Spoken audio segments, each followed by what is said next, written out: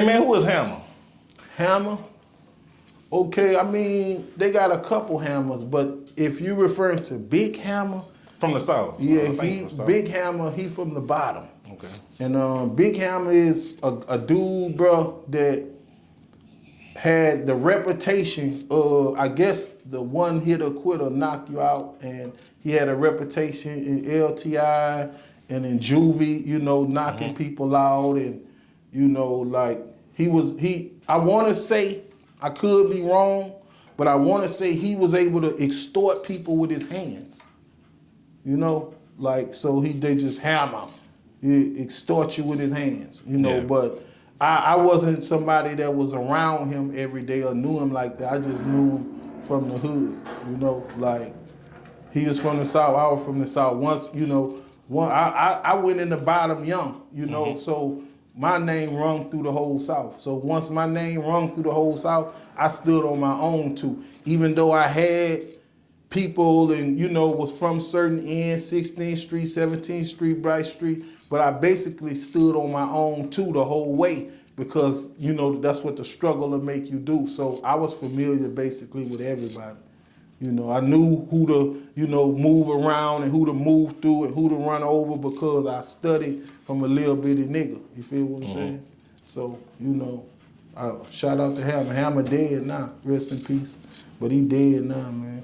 I mean, you know, we ain't, my people sent me the question, like, I don't know if we're gonna talk about it, like, and they say, well, no, we ain't gonna talk about it, about Bucky. Well, I mean, you know, when you hear people like Hammer, you may hear Bucky, you may hear Worry, you know, because they had some real South Side, you know, they had a situation going, you know what I'm saying? And like Bucky, when Bucky came out, Bucky stood up for the whole top. Yeah.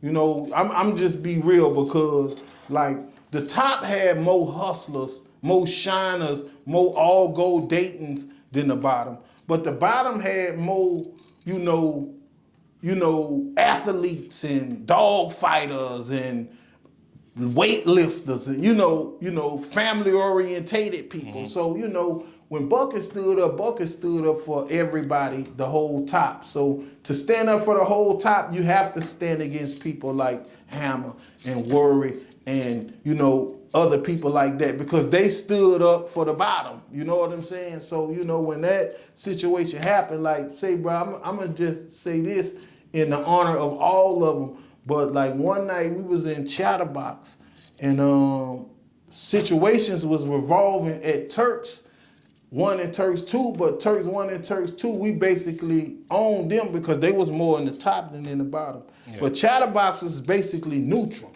So, you know, like that's why all the thugs go and all the thug girls are all the women that, you know, ready to, all the one night stands. You know, that was a good spot to pick up a one night stand and I was young. They was letting me get in young, you know, so I was loyal to the spot. Shout out to John L. And so when they had the confrontation, I was actually right there. And I can't remember who actually swung first, but we was in Chatterbox. And they was faced off. And I knew Bucky wasn't going to back down because he never backed down. Yeah. And Worry must have asked him something. What? You know what I'm saying? Rest in peace to Worry too. You heard me? Like I said, I don't want nobody with me or check him out about this. I'm just honoring the dead niggas from the South that I don't hear none of you niggas talk about. So just shut up and listen. So this how it went. So they talking now. By this being a neutral spot, when the confrontation pop off, you see other people standing up. So I'm already knowing, okay, this might be finna be real chaotic. And when Bucky fight, you have to fight. Yeah. If you don't fight when Bucky fight, you're gonna have to see Bucky in the hood, or you're gonna have to move out the hood. Because, you know, I don't care if you're the big dog, lit dog, or whatever, you know, like, you have to be down with the situation if Bucky involved. That's just how he coming. You know, that's just gangster mentality. So licks pop off. So they scratching. Worry and Bucket. Now this one-on-one.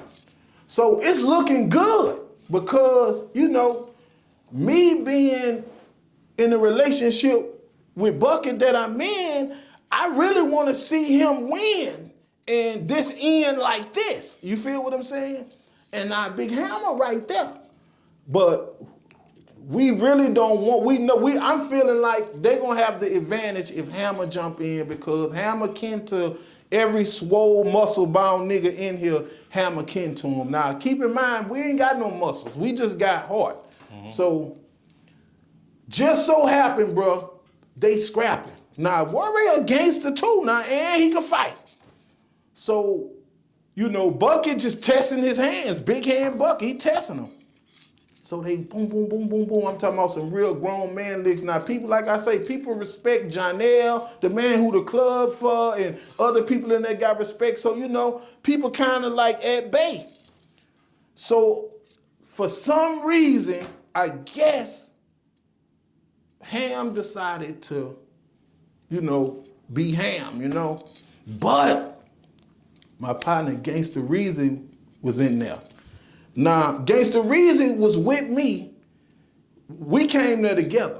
Now, Bucky had, him and Gangsta Reason had fell out behind Lil Ivory. Gangsta Reason owed the Ivory some money. When Bucky came home, Bucky wanted everything, everybody owed Ivory. He didn't care. He wasn't playing, cut you in your shit, whatever he had to do behind those debts. Yeah. So, Gangsta Reason was one of the ones who owed Ivory. But by this time, Gangsta Reason, a whole gangster. Bucky don't know, but Bucky don't care. So, you know, but at this point in time at Chatterbox, you know, I'm trying to mend the situation between Bucky and Gangsta Reason because both of these dudes like my brothers. You feel what I'm saying? So, and I know I could talk to both of them. Could nobody really talk to Bucky, but I could. Now, Gangsta Reason, like me and him, was like the same age and ran together from elementary, so it was easy to talk to him. But anyway, you know, rest in peace, Gangsta Reason, bro. Like, damn. But anyway, Gangsta Reason and Ham started scratching. Now I'm like, oh shit. I don't know what's finna go on from here because I'm this close from getting in it. Now I know, you know, this how I go. So, some kind of way, Gangsta Reason was bobbing and weaving and Ham grabbed him. Because Gangsta Reason was light, so he grabbed him. Now, in the process of him grabbing him, that gave Gangsta Reason a little, you know, motivation. Like, you know, I was touching this nigga had to grab me. This nigga bigger than me. So when he grabbed him, they went to wrestling a little bit, so Gangsta Reason trying to get it loose. So in the process of him trying to get loose, I see it get a lot of more people get involved. So I'm like, well, okay, let me get involved. So I'm trying to basically go with my move, but I'm trying to be like, I don't want to be the one to make it look unfair. You know what I'm saying? Because everybody's standing their ground. So, you know, I find somebody that's with it, but ain't with it. So I lay around there, boom, sneak him. Now, free shot, free sneak. So nigga sneak me. Boom, boom, you know? Yeah. So I'm like, that's what I get, you know? But that's how I go. So, but when a nigga snuck me, so I spin around, so now they grabbing me, you know? Because it's really finna overlay now. So they grabbing me. So they grab me and push me in. So I'm like, let me out. Mm-hmm. Let me out. So they got me pushed in, holding me because like, I'm like late with the action, you know?